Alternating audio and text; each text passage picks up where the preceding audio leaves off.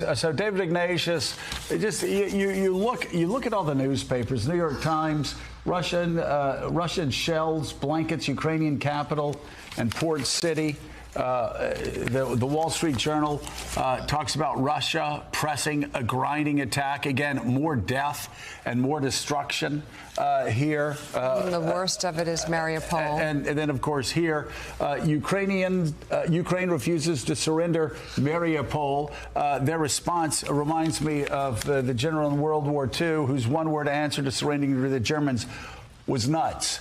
Wasn't going to do that. We hear this morning of Ukrainians taking back a suburb of Kyiv, taking over a highway, and yet, as John Kirby said, we don't really want to call this a stalemate because of all the death and destruction coming from the skies. What have you heard in the past 24 hours? What are you hearing on the ground in Ukraine? So, Joe, I think describing this as a bloody, just horrifying stalemate is right. The newspaper headlines, the photographs we see, the imagery just tells us how vicious this war is. I think U.S. officials see Putin facing three basic choices. He can decide that this is a stalemate, that those Russian moms just can't bear any more body bags coming home, and he can declare victory and settle this. Not likely. He can escalate so as to get a more favorable settlement where he gets as much of his original demands as possible. That seems to be what he's doing, escalating on the ground and refusing now to go into negotiations. Or, and this is the really scary possibility, he can escalate to seek not a settlement but a win. That he'll just keep going and grinding this country that we all have grown to respect and admire so much right into the ground. I don't think people know what Putin is going to choose, but I think that's a fair summary of the choices that he faces right now. Let's take toward number two for a second there, and that is trying to pick up some property, trying to pick up some Ukrainian land so he can grab it, declare victory, and go home. It certainly looks right now with Russian troops really stuck and in some areas in retreat around Kyiv, really does look like he's destroying Mariupol because he wants that land bridge from Russia to Crimea. Is it looking more and more like that may be his ultimate goal, since his first goal didn't come through? Take Mariupol, have the land bridge from Russia to Crimea, declare victory?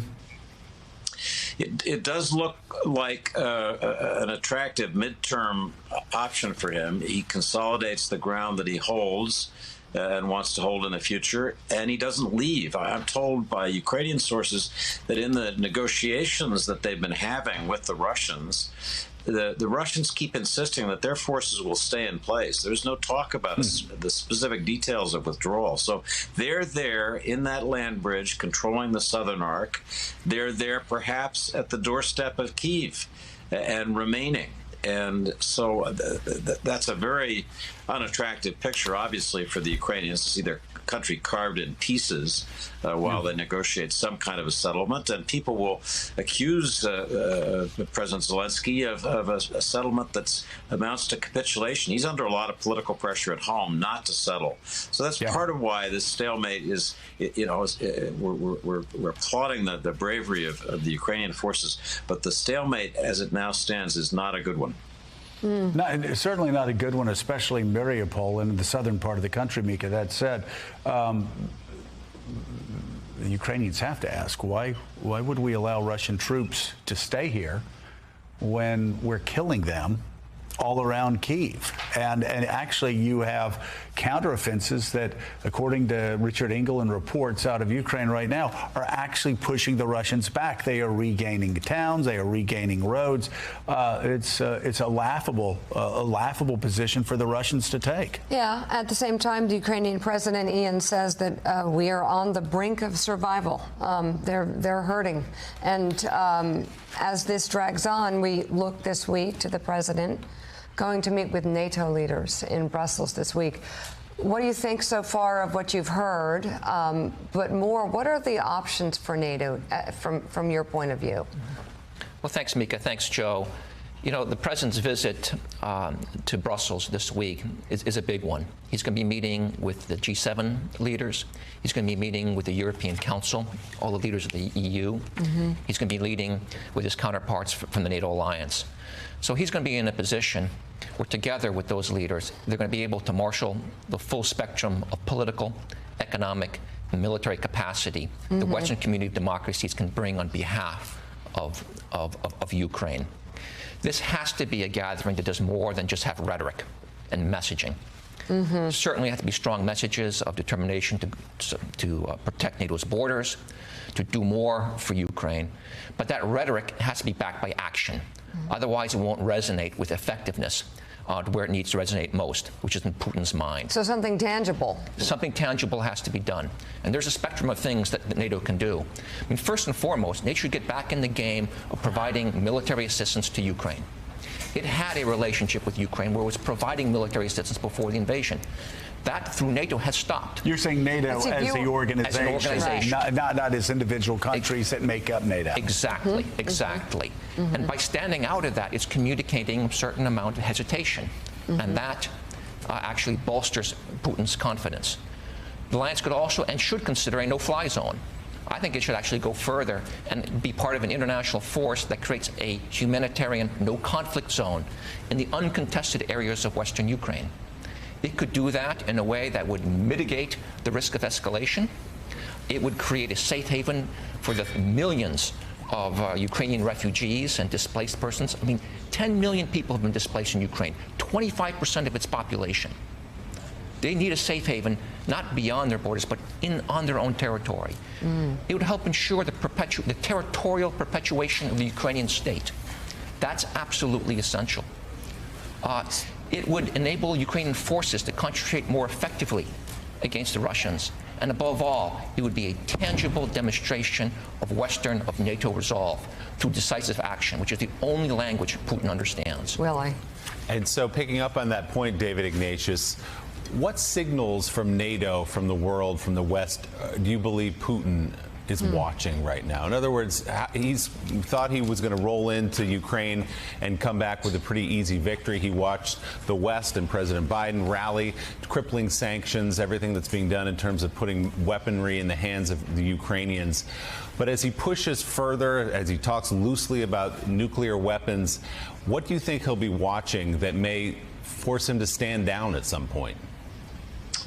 So I think, Willie, if NATO can agree on some continued commitment to supply Ukraine the weapons it needs, not going as far as Ian is saying with the no-fly zone, but continuing to supply the weapons that are working and stopping Russian forces, I think Putin will take that seriously. Putin counted from the beginning on NATO disunity, the splits within NATO. He had every reason, watching NATO's performance over the last 2 years, to think it wouldn't hold together. So far it has.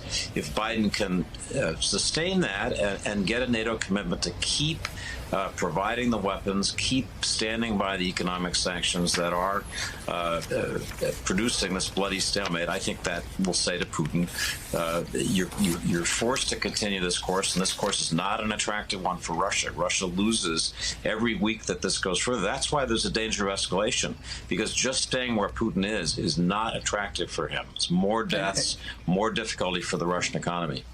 And David, we know you have to go. One final question: what is the White House response? What is NATO's response if there is that escalation into tactical nuclear weapons or chemical weapons?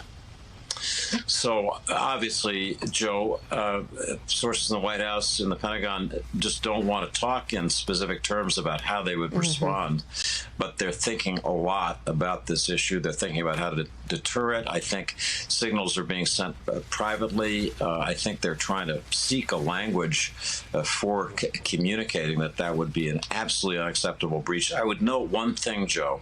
There is a conflict hotline between the Kremlin and European forces in Germany that's precisely to deal with the Ukraine conflict. That hotline has not been productive, but people are answering the phone. So I think that's just one. We think of the Cuban Missile Crisis. We think of the danger, the need to communicate. There is at least that communications line in place. All right. The Washington Post, David Ignatius. Thank you, David. Thanks so much. Let me ask you, Jonathan Lemire, the same question. What are you hearing around the White House? What happens if Vladimir Putin, who sees his troops bogged down on the ground, resorts to weapons of mass destruction? What are you hearing inside the White House? This is the number one question that is keeping administration officials awake at night right now, Joe, is that if Putin were to go down that line, what would the appropriate response be? As we've talked about on this show, we have seen chemical weapons being used in other parts of the world before that did not draw a proportional response. And it's unclear what will happen now. There is still a great reluctance from the West, from Washington, from NATO to be pulled into a significant tit-for-tat shooting war with Russia for all the obvious reasons of how terribly that could escalate.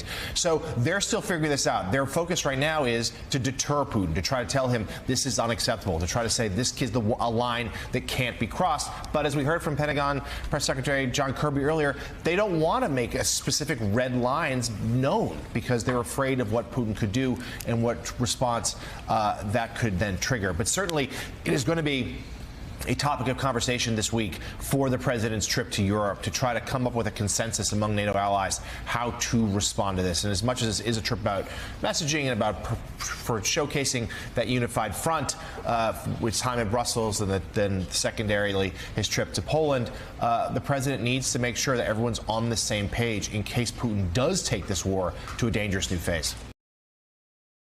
Hey, thanks so much for watching our YouTube channel. You can follow up on today's top stories and breaking news or catch up on your favorite MSNBC shows all in one place. Download the NBC News app today.